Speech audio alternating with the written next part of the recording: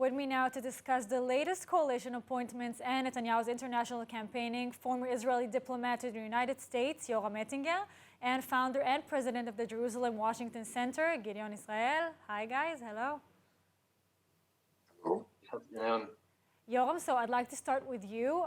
So between Ben Gvir's national security portfolio and Smotrich's expanded finance ministry, it seems that defense and administration, especially in Judea and Samaria, is being seriously fragmented. How will this affect the government's ability to operate efficiently? Well, so far, the government has not operated effectively with the civil administration in Judea and Samaria.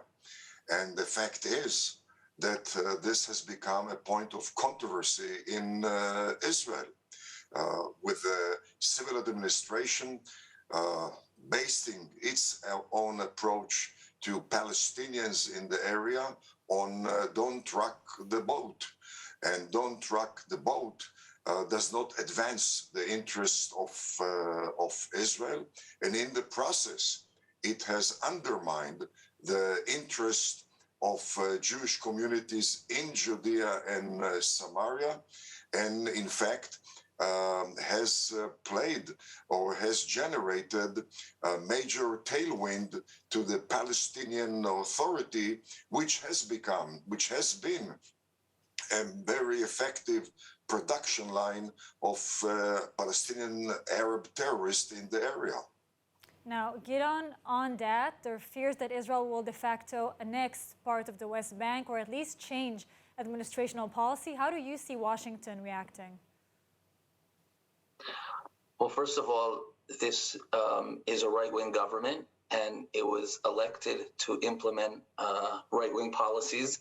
So there are expected to be some changes in Judea and Samaria, but the changes are mostly expected to be in Area C. And Area C is defined as Israeli territory, civilian control, and military control. What you've had over the past 20 to 30 years is that the Arabs in the West Bank of Judea and Samaria, the Palestinians, have been making continuous land grabs from that territory and essentially taking land that is Jewish land and basically stealing it.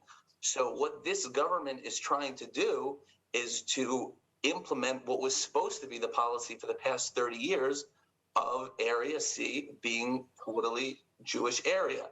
Now, in terms of Area A, which is Palestinian military and civilian control, in Area B, there aren't expected to be any changes. So I don't think this government and this right-wing government is doing anything radical. And I think it will be important for the government to explain to Washington and to Israel's allies across the world that what they're doing is really implementing the Oslo Accords, which are now have expired anyway. So I don't think anything too radical is going on.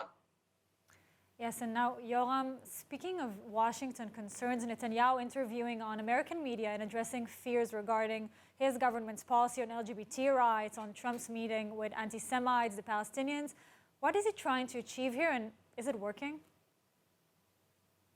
Well, one has to expect added pressure by the administration on the Israeli government, which is natural, coming from an administration which is eager and displays its eagerness to achieve an accord with the regime of the Ayatollahs, an administration which has stated and restated its opposition to the military option and the regime change option, thus according major advantage to the Ayatollahs of Iran. And certainly pressure is expected from an administration which is determined to redivide Jerusalem and to push Israel away from the mountain ridges of Judea and Samaria.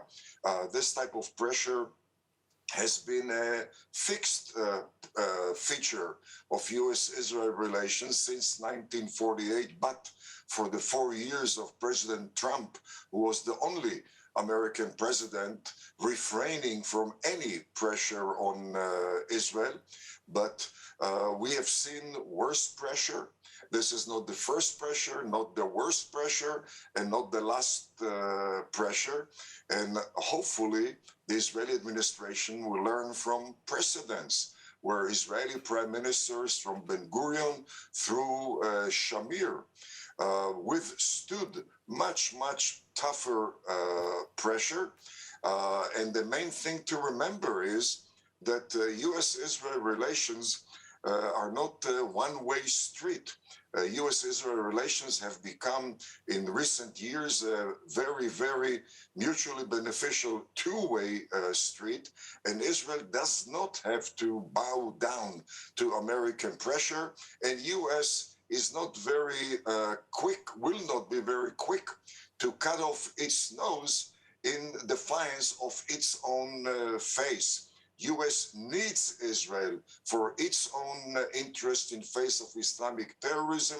U.S. needs collaborative engagements with Israel in its pursuit of groundbreaking defense technologies, commercial technologies, and the Palestinian issue or Jerusalem issue are not top on the agenda of the U.S. in the Middle East.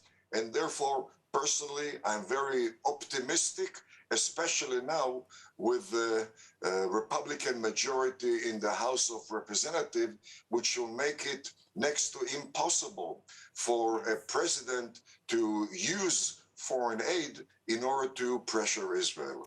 All right, well, very interesting. Gideon Yoram, we'll be right back with you for more on the latest in Israeli politics, but